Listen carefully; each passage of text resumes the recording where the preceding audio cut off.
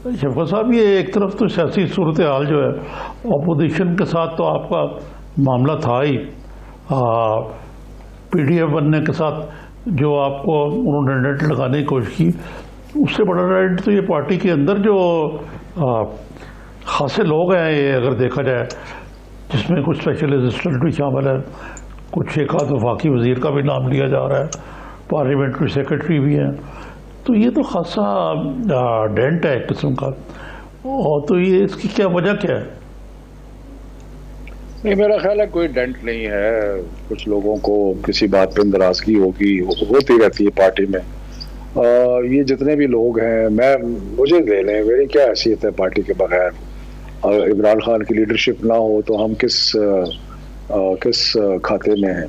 یہی حال جہانگیر ترین کا ہے. جہانگیر ترین اگر پی ٹی آئی میں نہ ہو یا پھر تاریخ، تو ان کی کیا حیثیت ہے، یا باقی لوگوں کے. ہم سب جو ہے ایک ہی دانے میں، ایک ہی لڑی میں پروئے ہوئے ہیں، اور وہ تحریک انصاف ہے. اور اسی کی وجہ سے ہماری شناخت بھی ہے، اسی کی وجہ سے ہماری اہمیت بھی ہے. اور ناراضگی چھوٹی موٹی ہوتی رہتی ہے، لیکن کوئی بھی یہ تصور نہیں کر سکتا کہ وہ پارٹی کے خلاف جائے گا یا پارٹی کو نقصان پہنچائے گا، کیونکہ وہ ان کی سب لوگ جو ہیں وہ پارٹی سے ہی ہیں، اور پارٹی کے مناسبت سے ہی ان کی سیاست بھی ہے اور ان کی شناخت بھی ہے. یہ تو ٹھیک ہے آپ کی بات، لیکن اس کا جو کولیٹرل ڈیمیج ہے وہ تو خاصا ہے شفقت صاحب پارٹی کے لیے. کسی بھی پارٹی میں اتنی بڑی دراڑ پڑ جانا، اور اس پہ اب باقاعدہ گروپنگ بھی ہو گئی ہے. شاہ محمود قریشی صاحب نے ان کو کہہ دیا کہ جو پارٹی کے یا لیڈر کے عمران خان کے لوائلسٹ ہیں ان کے لیے پارٹی میں کوئی جگہ نہیں ہے. اور ٹیکنیکلی ان کو بتا دیا کہ جی آپ اگر بجٹ کا ساتھ نہیں دیں گے، سپورٹ نہیں کریں گے، تو آپ کی چھٹی ہو جائے گی، یا نو کانفیڈنس میں حصہ لیں گے کسی قسم کے. ایک طرف تو یہ ہے، دوسری طرف شیخ رشید صاحب ہیں جو کہتے ہیں کوئی فکر کی بات نہیں ہے. تو یہ ایک نئی ڈیبیٹ بھی شروع ہو گئی اس کے ساتھ. دیکھیں، بات یہ ہے کہ بحث اس کو کوئی دراڑ نہیں سمجھتا. اور میں نے جو پہلے بات کی ہے اس کا ایک تناظر ہے. تناظر یہ ہے کہ یہ سب سیاسی لوگ ہیں، اور جو سیاست میں ہوتا ہے وہ سیاسی امپیریٹیوز جسے انگریزی میں کہتے ہیں، یا جو سیاسی ضروریات ہیں وہ بڑی کلیئر ہوتی ہیں. تو جیسے میں نے کہا کہ ہم سب کی، کسی کی بھی کوئی حیثیت تحریک انصاف کے بغیر نہیں ہے. ہماری کسی کی بھی حیثیت ٹھیک ہے، ایز انڈیویجولز ہماری ایک شناخت ہے، لیکن اصل شناخت سیاسی طور پہ تو ہماری پارٹی کی وجہ سے. تو اس لیے یہ لوگ جو آپ کو نظر آ رہا ہے دراڑ، یہ دراڑ نہیں ہے، یہ کوئی ناراضگی کا اظہار کچھ لوگوں کا ہے، لیکن وہ اپنی مدر پارٹی کو چھوڑ نہیں سکتے، اس لیے کہ ان کے لیے سیاسی طور پہ بھی اور جذباتی طور پہ بھی وہ ایک ناقابل تلافی نقصان ہوگا ان کے لیے. ہاں، یہ نارملی تو ہوتا ہے نا کہ یہ ایسی چیزیں ہوتی ہیں جب پارٹی جو ہے اس کا ذکاسن ڈول رہا ہو اور وہ اس کے مستقبل تاریخ ہو. تو پی ٹی آئی کی تو ایسی بات نہیں، نہ زوال پذیر ہے پارٹی، اور نہ ہی اس کا مستقبل جو ہے اتنا کوئی متزلزل ہے.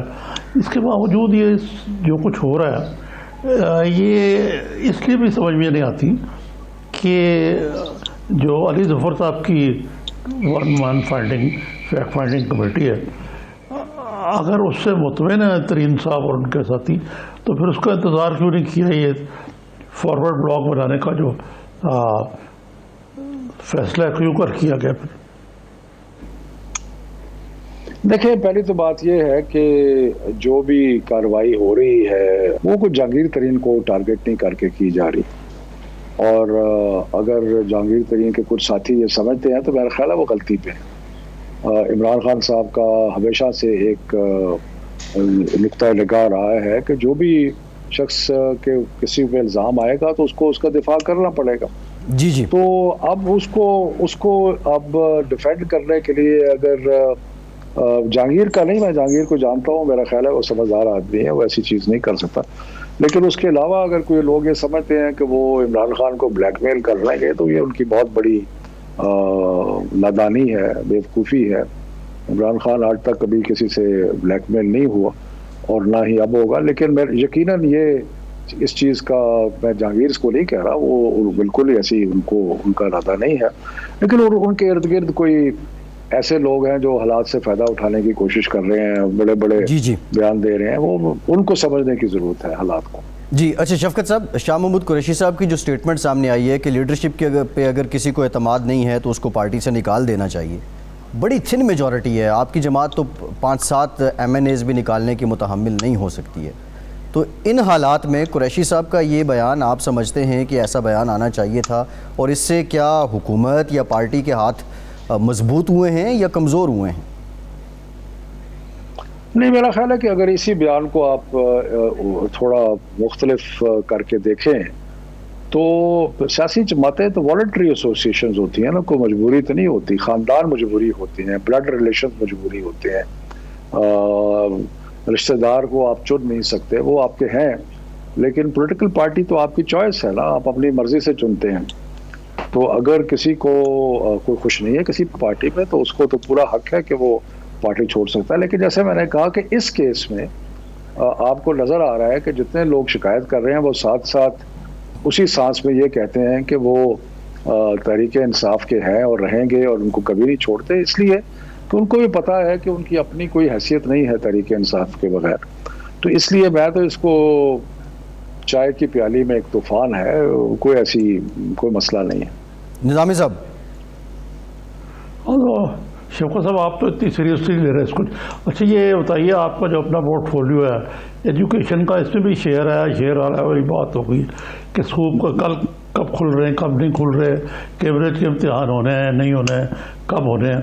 اب یہ تازہ بیان آنا ہے کہ 24 کو 5% سے جہاں کم ریٹ ہے پازیٹیوٹی کا, وہاں وہ اسکول جو ہے وہ کھل جائیں گے, اور باقی جو ہے 6 جون کو رکھا گیا ٹائم.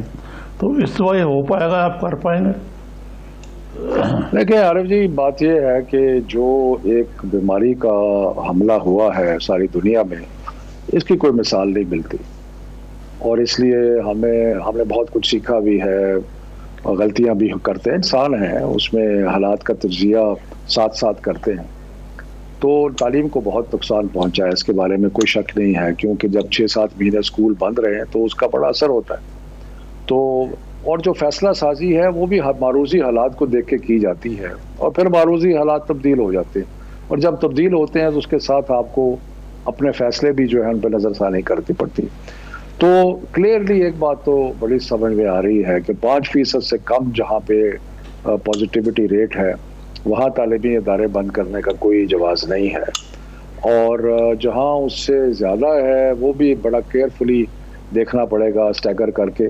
تو ایک خیال تو یہی ہے کہ 24 تک جتنے بھی ایسے ضلع ہیں سارے پاکستان میں جہاں 5% سے کم پازیٹیوٹی ریٹ ہے, وہاں پہ اسکول بھی کھل جائیں, یونیورسٹیاں بھی کھل جائیں, کالجز وغیرہ سارے ادارے کھل جائیں.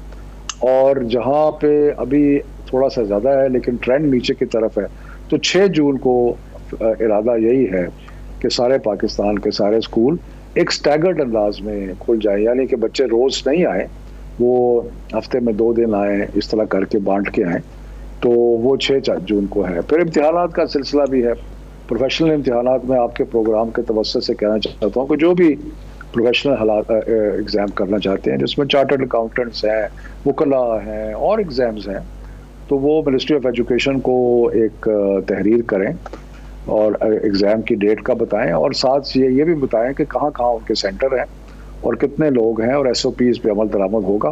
تو 24 گھنٹے میں منسٹری آف ایجوکیشن ان کو اجازت دے دے گی, تاکہ ہم چاہتے ہیں نظام زندگی جو ہے وہ بھی ساتھ ساتھ چلتا رہے, اور جب بیماری کا بھی مقابلہ کرنا ہے اور نظام زندگی بھی چلانا ہے, تو یہ کوئی آسان کام نہیں ہے, لیکن کوشش کر رہے ہیں.